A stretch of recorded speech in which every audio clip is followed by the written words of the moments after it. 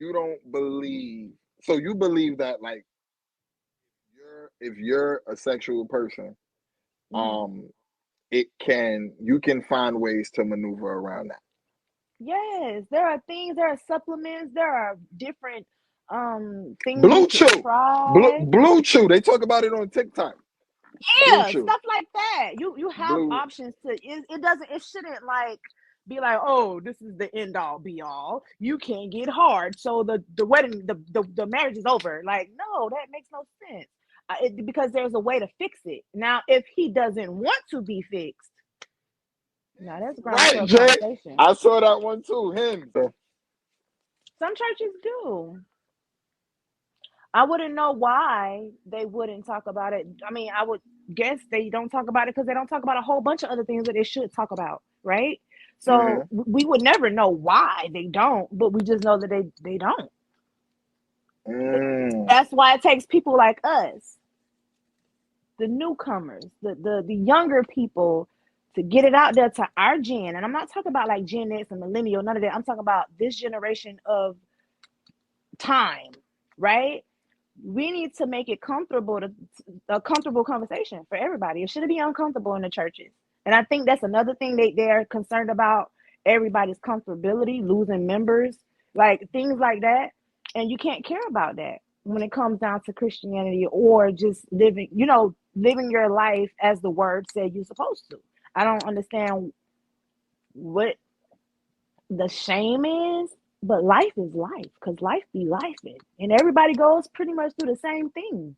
So I don't understand why they wouldn't talk about have those type of conversations in the church. But I feel like it's needed. I feel like it's needed. Mm. Okay. You Okay. have you have a lot of couples, a lot of married people that attend church together. And a lot of times those people come for a word. I know when I was married, I used to want to hear the preacher say something about marriages. What do you have for us? Because we need it. Anything. Mm. Say something. Because it's failing over here. And so preachers need to keep that in mind a lot. Like, if you can't just favor one audience, you got to favor all the people. You got to be diverse as a preacher. In what instance, what happens when you're married, sexual chemistry is off? You got to put that work in. You got to figure something out. You got to make it work. You got to plan some dates. You got to get a little spicy. You got to do something. Sit down and talk about it. See, a lot of people are afraid to talk about. A lot of people in marriages and in relationships tend to run away from uncomfortable conversations. Rather, it's because it might hurt the man ego, or the lady might be embarrassed, or whatever the case may be. Whoever the ball, who's ever court the ball lands in, doesn't matter. I feel like we have to be comfortable enough to talk about everything, even sex, with our partners, because it's like an unspoken thing in marriages and in relationships when it comes down to sex. A lot of times I feel like if you talk about where this person is lacking here, or you ask questions, what can I do better? What can I do to please you in this area? What can I do to make you feel good in that area? Like, if you are okay with putting your pride aside and your ego aside and really wanting to know sincerely, people will get further along ahead in their marriages, and it'll work because people will talk. They'll say, this is what I don't like. You do this and I don't like this. You open that door to make them comfortable to discuss it. So I just feel like if you just communicate and y'all on the same team, on the same page, it will work. Because at some Right. point it had to be spicy, right? No, no, because I'm talking about for the You people. mean like Everett, I'm talking about for the people. I'm talking about for the people who they're who literally waited till consider marriage? who waited till marriage. I can't speak on that because I've never waited until marriage. No, Jazz, you can't. Jazz, you came. Jazz, you can't. You came in late. You came in late. Um.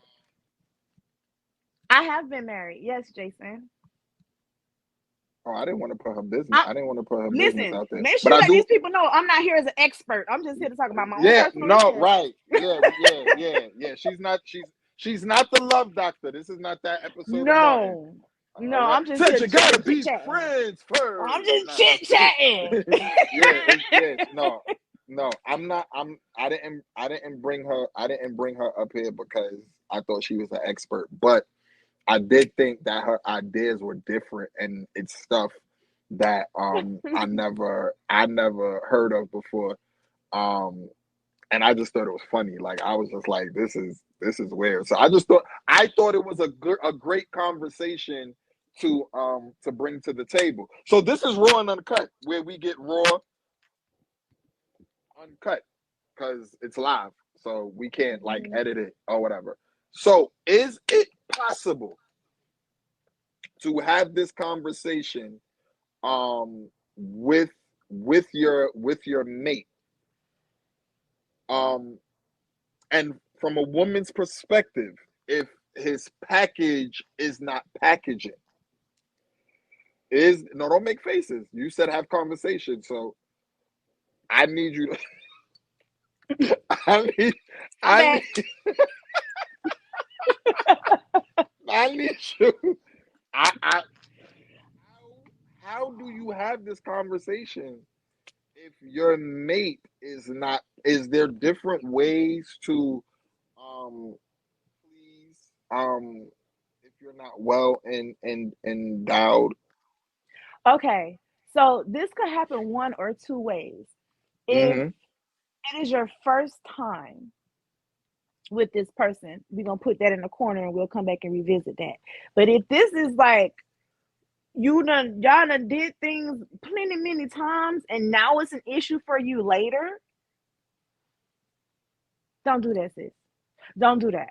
Because you stroke this man's ego along the way for several months, several years. You can't make that an issue 6 years down the line.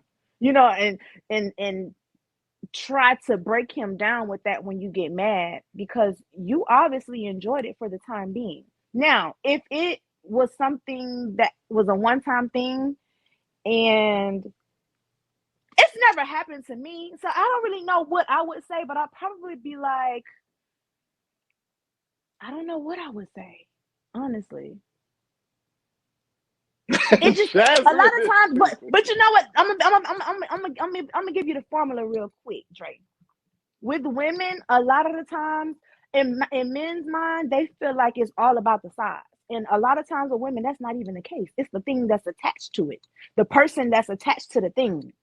You know what I mean? It's like if I'm in love with you, I really don't care what you look like, what it got going on down there. As long as it's you that's attached to it, Wait, keep that question up. When they like to hit where it hurts. Then they know that that right there is one of the main things that will really shut a man down. And I don't agree hold with on. that.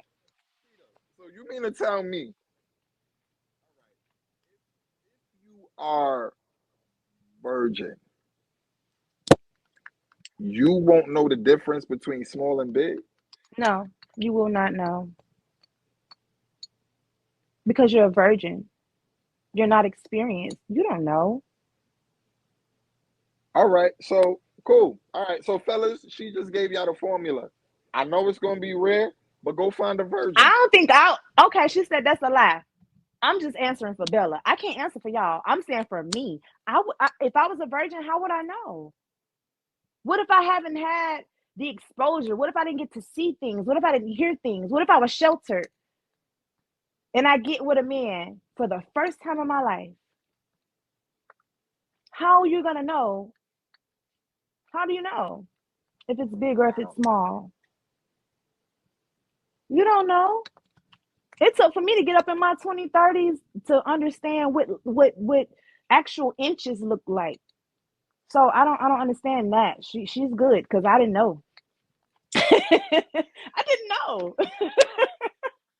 So Now I is can that look at something and be like, oh, that's about 7.5. You know what I'm saying? Probably about 5.5. You can look and tell, with experience, because that's experience.